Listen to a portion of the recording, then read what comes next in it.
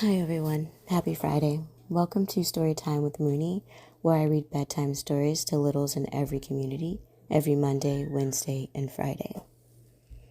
Feel free to follow me on Instagram at Moonie the Space Kitty or Moonie the Space Kitty SFW. Only difference between the profiles are the tags that I use. On my profiles, you'll have access to the items that I sell in my little store. Now grab your stuffy and get real comfy. Let's get started. Today's story is how the rhinoceros got his skin. Now, I've never heard of this story before, so I did read through it, and it's actually a really good story, so I'm excited to read it to you. Let's get started. Long ago, among the tall trees near the shores of the Red Sea, lived a very rude rhinoceros. He had no manners then, and he has no manners now. You could recognize him by the horn on his nose, but in those days his skin was smooth and tight, and there wasn't a wrinkle in sight. He had 3 buttons on his tummy, which made it look like a well-fitted jacket. One day, as the rhinoceros was searching for food, a traveler arrived on the beach and decided to bake a cake in his oven.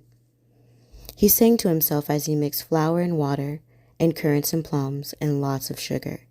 Happy with his mixture, he popped it into the oven while he dozed under the burning sun. Soon the sweet smell of cake filled the air. Delicious, smiled the traveler when the cake was ready. In the nearby woods, Rhinoceros suddenly stopped in his tracks and lifted his head. He sniffed and sniffed. Cake, he snorted, as the warm smells wafted above his horn. Then he followed his nose and headed to the beach. When the polite traveler saw him coming, he said, "Good morning." But the rude creature didn't even give a grunt. Instead, he charged ahead, knocking the cake out of the traveler's hands. Then he spiked the cake with his horn and lumbered back to his home. There he laid in the shade, enjoying every crumb. Meanwhile, the traveler climbed a palm tree and sat on high, thinking and planning. "Just you wait," he muttered. "I'll teach that rhino a lesson." A few weeks later, when shearing heat prompted everyone to take to the sea, the traveler knew the time had come. He was sitting on the beach, wearing his hat to screen him from the furious sun, when he spied the rhinoceros. His eyes followed the creature as he heaved his great body along the sand. Not noticing the traveler, Rhinoceros finally stopped.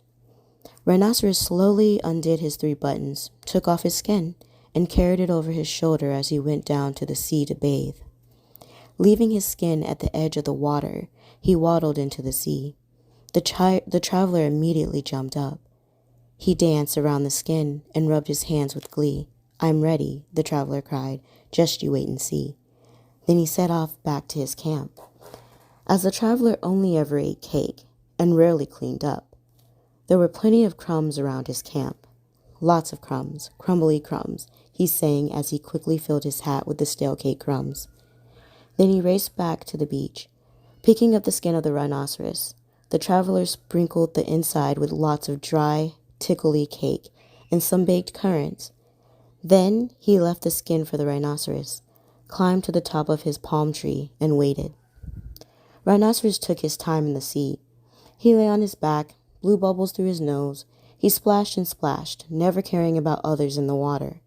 Finally, his great big tummy started to rumble, and feeling much cooler from his swim, Rhinoceros returned to the beach.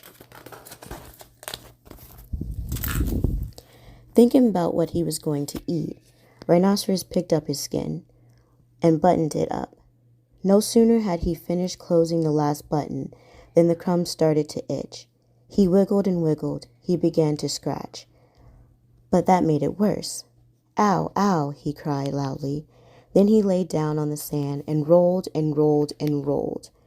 But every time he rolled, the cake crumbs dug into him, making it more and more uncomfortable.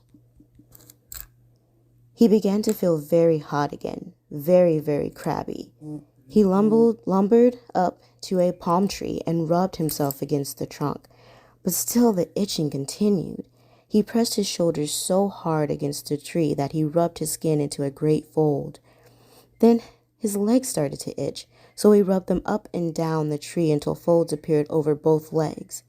He was now feeling very tired, and he pressed his itchy tummy against the tree. He rubbed off every button. Finally, a huge fold of skin appeared across his tummy.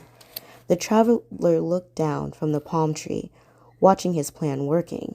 The rhinoceros became more and more bad-tempered as the cake crumbs continued to itch and scratch. Feeling exhausted and very angry, Rhinoceros finally gave up and headed back home. And from that day to this, every rhinoceros has great folds in his skin and a very bad temper, all because of the cake crumbs inside. The end. Thank you so much for spending time with me. I hope you feel loved, and I hope you feel safe. Until next time, good night.